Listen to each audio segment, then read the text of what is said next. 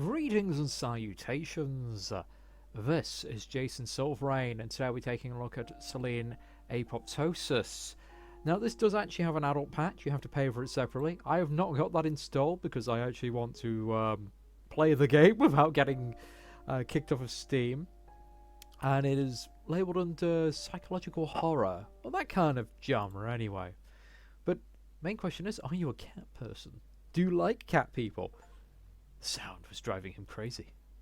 Apoptosis' muffled thuds were resonating through his head with dull pain. The pain wasn't too strong, nothing unbearable. That sound. More than anything, he just wanted the sound to stop. But nevertheless, the knocking sounds didn't end. He knew it well enough, because he himself was their origin. Thud, thud, thud. The noise of his slipper was hitting the rear of his desk over and over again, like a huge fluffy moth frantically ramming against the window glass. He wanted plenty of things. He wanted to pay the rent in time this month, not to displease his landlady again. He wanted to finish the script, at least in draft, because a draft is way better than nothing, something one can work with. And he wanted to sleep. No, not quite that. The problem was a serious one. The problem, a serious one, was that he didn't really want to sleep. He leaned back in his chair and rubbed his shut eyes, pressing his eyeballs until the dancing pale lights appeared. Of course, he took the sleeping pills. When a healthy 8-hour sleep gives way to a not-so-healthy 5-hour nap, and then a 3-hour eyes shut break, and then goes away entirely, you stop thinking how this will impact your liver. You just want to sleep. You need to sleep, especially if you've taken an advance payment for the first part of the gig. The goddamn text just won't write itself. However, the text could in fact write itself somehow. He would probably lose his job. He didn't have any illustrations in this regard. Any illusions in this regard. As soon as neural networks get smart enough, he and dozens of other ghost writers will vanish into the morning mist of a new era in literature. He didn't have much of a name or connections, only some skill and a knack to meet deadlines for the most part. The client was content with this. He was content with the pay. So everything went well until the pills started failing him. Bam. This time the tic got too strong. His foot jerked and hit the board, very noticeable pain. It seemed like he even heard his toes crack. He muttered a short curse and rolled the chair away from the desk. Although he knew now that his attention was not fixed on the blank text file, the tic should go away all by itself. It's funny how the consciousness is detached from the body. I often thought about it, especially while having insomnia. It's like you're working as a team, but your partner starts pulling something. You seem to have common goals, but when all hell breaks loose, you're suddenly left alone with it, and your partner's more interested in watching the fire than fighting it. In the end, you have no idea what's on his mind. Yeah, as a sufferer from insomnia, I had it for a good, a year and a half, and it drove me absolutely mental, to say the least. I seriously had mental issues from the lack of sleep. So I can kind of understand where this guy's coming from. Well, at least there won't be any more knocking. Good.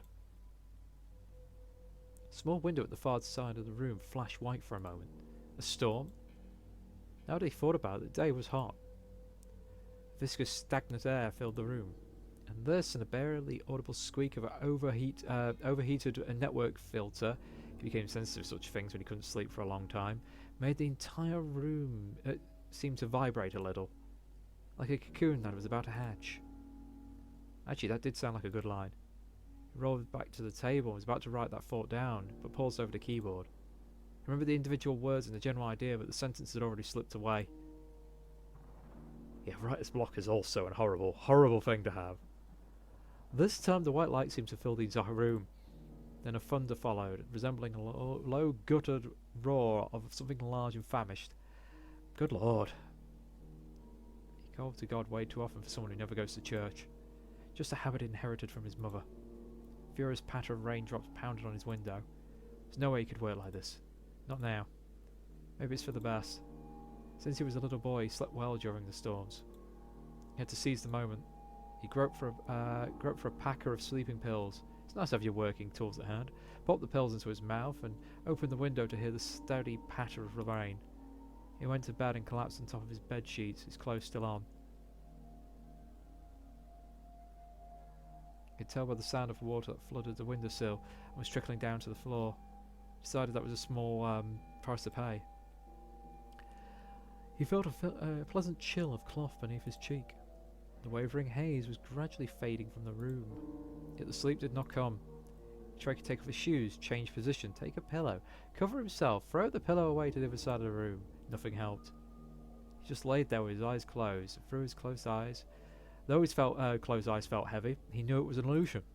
All in vain. He is not sleeping. He can't sleep. Now for me it was stress. This guy, who knows what? Thud. At first he thought he was imagining things. Thud. Thud. Thud. Sometimes the knocking paused, but it never stopped completely. The sound came from below, from the first floor. Someone was banging insistently on the door. With each thud he could feel the rage building up like a tight knot of pain around his stomach. He is trying to sleep. Is it really that hard to just leave a man alone? At least at night. At least in the house he pays for. Specifically that no one will bother him. He opens his eyes. Easy. Just as he thought. Sprang to his feet and ran down the stairs. Something was boiling inside him. Halfway to the door he took a turn to the cupboard and pulled out an old baseball bat. He wasn't likely to actually use it. He asked himself if he would when he reached for the door handle. No, certainly he wouldn't, but he's angry and he wants the night guest to learn it. What the hell? The rain was still pouring. Rather, it was getting stronger. His mother would say, and the floodgates of heaven tore open. Mother used to say a lot of things. That was a list of reasons why I had to rent this overpriced house where anyone could start banging on a door in the middle of the night. A cat, for example. What the hell? He said it again, this time aloud. A cat was standing on his porch. She looked like a purebred British shorthair in all respects except for the colour. Aside from the smoky grey head, as it seemed as if it was dropped into a vat of white paint. Her lower half, while her lower part was dipped into a black one. Wet fur clung to a small, rather skinny body dripping with water. The cat could probably slipped into the house as soon as the door opened, so she froze, as if waiting for the host to say something. Alright, so it's described as a cat. We're seeing a young lady here. Let her in. It was cold outside, much colder than one might think. He didn't feel angry anymore. Alright, come in. He steps aside, freeing the doorway. The cat didn't move. Oh, so you don't want to, huh? He was about to say fine then and close the door and go back to the second floor and lie in the suffocating half-sleep until morning. But he finally realised what was wrong. The bat. He threw it away, aiming for the sofa but missed. The bat clattered on the floorboards. The cat followed it into the darkness with her round yellow eyes. The sounds didn't frighten her. He sighed. I won't hurt you. Come in if you want. The cat raised her eyes at him. For the first time he actually saw, and he couldn't help admiring how big and yellow they were. The cat's pupils were also large and incredibly round, like two full moons in an eclipse. Just as he was about to close the door for a second time, the cat murmured something and fluttered into the house, butting him with her wet head as she passed by. He smiled. Strictly speaking, at this very moment his line had ended. If the landlady found out, and he was sure she would, he'd have to look for a new place to live. There are plenty of lonely bored seniors in the neighbourhood, he thought. And they only have two hobbies, observing and reporting. The subject and recipient aren't important. Well, it's fine. Maybe he'd leave the suburbs. Maybe he'd move to an apartment since him getting privacy didn't work out anyway. The rain was getting stronger still. He closed the door.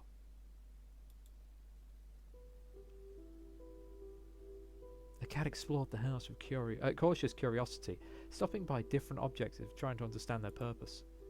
Watching that was amusing, so amusing he forgot about the stain. And when he remembered it, it had already spread out, a dark spot of water in the place where the cat clung to him. He pulled the wet cloth away from his body and stared at it blankly for a moment, and then almost groaned out loud. The cat was soaked, so she'd probably get a lot of dirt in the house. He decided not to turn on the light. He had enough disappointment for the night. Said he went to get a towel. Alright, come here. The cat had turned her head to the voice and froze in place. She was examining the TV, a lifeless back mirror of plasma panel and a lacquer frame he hadn't touched since moving in. In the reflection, the cat herself looked back. Oh, look black. Excuse me. She gave him a long, appraising look, and then with a sudden eagerness trotted towards him, deftly avoiding obstacles. He was surprised. Maybe the cat decided he was more interesting than TV. Maybe she acted out of respect for her host's will. Anyway, he felt grateful. Finally, someone he could negotiate with. Suddenly thought how nice it would be to crawl under the blanket with a warm ball of fur. Surely it would help him fall asleep. As a child, he had a cat. Grey, huge, brash, and immensely ugly, equally beloved. He often fell asleep hugging him. The cat's name was Timo, and he faded into the June night many years ago. The cat bumped her wet head against him once more. He thought that cats usually shake off the waters themselves. Usually. But perhaps not always. Hey, easy there, you're all wet. The cat looked at him with her moon-shaped eyes and murmured something again. Do something about it then. He smiled and got to work. He had to squeeze the fur thoroughly, so the towel soon was turned into a wet rag. Should he... There we go. Let us bathe the cat. That won't do, I'll give you a bath. As he carried her to the bathroom, the cat stayed still in his arms, a warm and incredibly light body pressed against his chest. He was expecting the cat to bring out the claws any moment. Maybe as soon as he opens the door. Now? Or as he turns the light on. Maybe this time. But nothing happened. The cat glanced around the new room and looked at him again with her intelligent, almost human-like gaze. Not a single muscle on her small body moved. She was curious, that's about it. Trust me. He was about to ask her if she knows where they are and what was going to happen next, but that's just too much. So it shouldn't be very difficult. The two of us could manage this, what do you think? He read somewhere that a cat should get used to new surroundings before bathing. Fear is born out of the unknown, and in that regard, people haven't gone too far from cats. New scents, unfamiliar objects, the splashing of water. These are just shadows under the bed that will fall back if you get a better look at them. Carefully put the cat on the floor. She looks around the room again, but returning her questioning eyes to him. Seems like she got comfortable enough. He turned on the water in the shower and felt a gentle touch. The cat was already loitering around his feet. She was curious indeed. The shower isn't too bad compared to the rain, is it? The joke came out a little awkward. He felt embarrassed, and he didn't know why.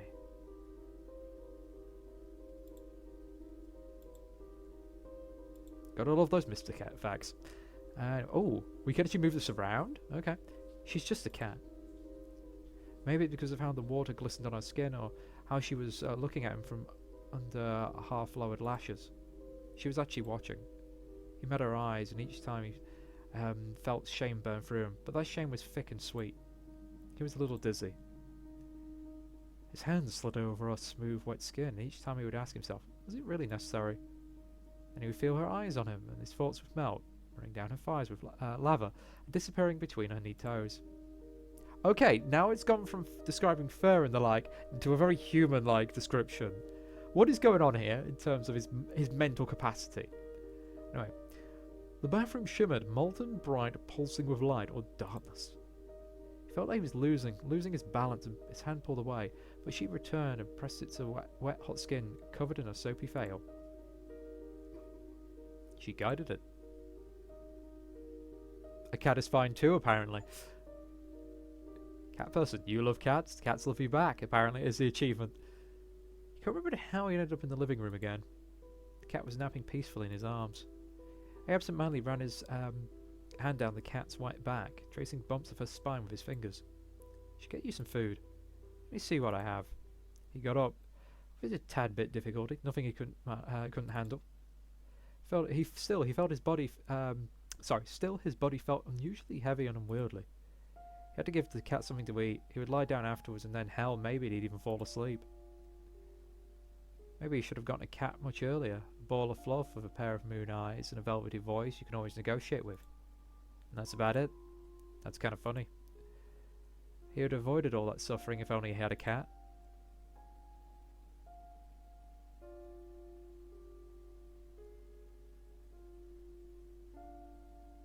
The kitchen blurred before his eyes. He got to the refrigerator and opened it, squinting from the light and leaning on the door way harder than he was supposed to. The landlady was around at the time, who had told him exactly so, don't lean on the door. After all, this was her house and her refrigerator, and everything should be neat and tidy in case she has to move 2 tenants in. Perhaps the landlady would have even warned him about the milk. The milk itself is completely harmless unless you're allergic to lactose. There's a special kind of lactose-free milk, right? What matters is the bottle. Bottles, like cats, can vary greatly, but this particular one was made of glass. If only the landlady was here, she'd have probably told him not to touch the bottle, because he's falling on the floor and the bottle might break, and then the milk would spill and he'd have nothing to feed the nice cat he'd found, and rather, it was her who found him, very timely because he was lying on the floor. He'd been lying there for some time.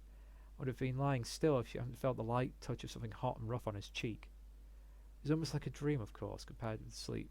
Comparing sleep with fainting isn't quite correct, no matter how you look at it.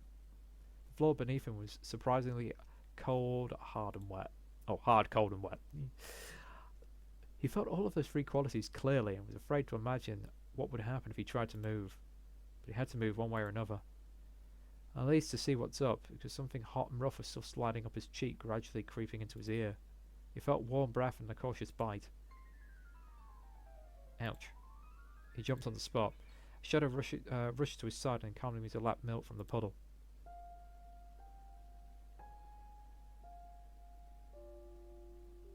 And more fan service.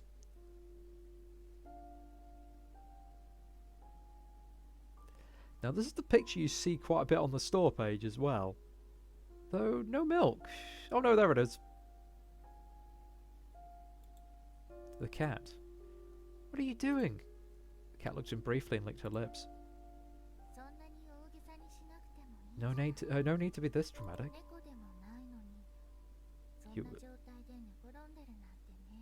You were lying around idly and you're not even a cat, see? Besides, you're soaked in milk. Well, you're right. I let you down. I had to get my punishment. Let myself down too. Good lord, now there's cleaning to do. Until next I don't. Like his mother would have said, I'll go get a rag. Stay here and don't want ruins left to the kitchen while I'm gone. The cat watched him go with a skeptical look.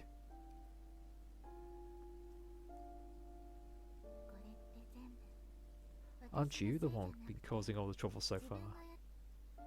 When he returned with the bucket, the cat was gone.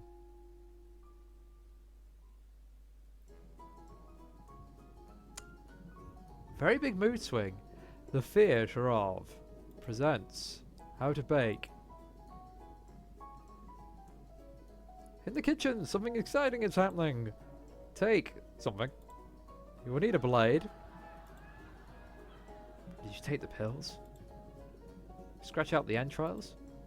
The Egyptians widely used honey for embalming and preserving food. Later, the recipes were adopted by the Greeks. Add a teaspoon of apricot jam, a walnut, a little cinnamon. Before baking, put a teaspoon of butter on top of the microwave for 5 to 7 minutes at full power. Don't listen to them scream. Okay, head in the microwave. Bon appetit. Okay, this has gone from insomnia to absolutely off his rocker. Next time he saw her was in a few days, maybe in a week. Always had a bad sense of time, especially when he was immersed in his work. He still couldn't sleep, but at least he was making some progress with the script. It was a narrative game project, this customer called it, but actually it meant do whatever you have to finish it on time, else forget about the payment. And so he did, though he was resentful, and that got in the way a lot. The reason of those feelings was the cat. He knew how stupid that was, but he couldn't help it. He forgave her for the bite almost immediately, that wasn't the thing. He was bitter about how the cat ran away, despite him trying his best to take care of her. And she was nowhere to be found in the house, so he immediately thought about the open window on the 2nd floor. Maybe he should have closed it. He dwelled on the thought for a while. He even approached the window at some point, but in the end he decided not to do anything about it. He was hoping, and there was no shame in that. It's not the same as when you turn up 10 and start eyeing girls. The cat would come back, and she did. Yeah, you don't adopt cats, cats adopt you. Okay. He just settled himself on the sofa with some book. Some was the word. He couldn't remember a thing from the cover, even though he read the title several times. The symbols were floating before his eyes, and of course he couldn't make out a word. No wonder he didn't fall asleep at all. When you think about it, it's surprising he could write in this state. Even though he was barely following the book, he wasn't accepted at all when a fluffy head butted his hand. Hey, I'm trying to read here. And you don't seem to be getting anywhere. What does it matter anyway? Better scratch me right here. He complied. You were absent for so long. I thought you wouldn't be back. Then why didn't you close the window upstairs? There's a big expectations between there's a big difference between expectations and hopes. Tripping over my own words today. You learned that well. Why did you leave? Did I do anything wrong? The cat stays silent. Happiness. Alright, it doesn't matter much. I'm happy to have you back. After all, there's no point in a grudge from the start. Nobody gains anything by holding on to small grudges and staying blind to what they really feel. He wouldn't have won anything. It's not a damn lottery. The cat rubbed against his arm again. He put the book down and gently placed it on his lap. The locket around her neck, unexpectedly cold, touched his skin. Then he got a hunch. Did you go home? I have no home. Well, someone must have been caring about you when they put that collar on. Sometimes a collar is just a collar. Don't you know? This time it was him who stayed silent. The cat buried her head in his stomach. You want me to take it off? No. It's mine now. Besides, it's easier this way if I catch someone's eye on the streets. He nodded. So if you think about it, that was really a reasonable choice. Cat's fur was thick and smooth, very pleasant to the touch. He wanted to bury his face in it and find out what it smelled like. What she smells like. Do you have a name? Of course. Everything has a name. What's yours? The cat looked at him carefully with her bright yellow eyes as saying, take a guess. She didn't actually say anything. On her locket was a small engraving, a crescent moon that was dimly shining in the pale light coming out the window. Celine. The cat looked up at him. Her pupils flickered into two moons and an eclipse. Then she rubbed against his arm one last time, stood up, stretching and arched her back. Don't close the window on the second floor. I won't. She left, but her name stayed with him and around the house. Celine. So hummed the glass, white in the moonlight. So whispered the long shadows of the branches outside the window. Ooh, now this is actually a hard choice. It doesn't matter. Focus on the name. What is Celine? For some reason the question bothered him. He vaguely remembered it. It's something to do with the mythology. Such things never really caught his interest, but fortunately he knew someone he could turn to.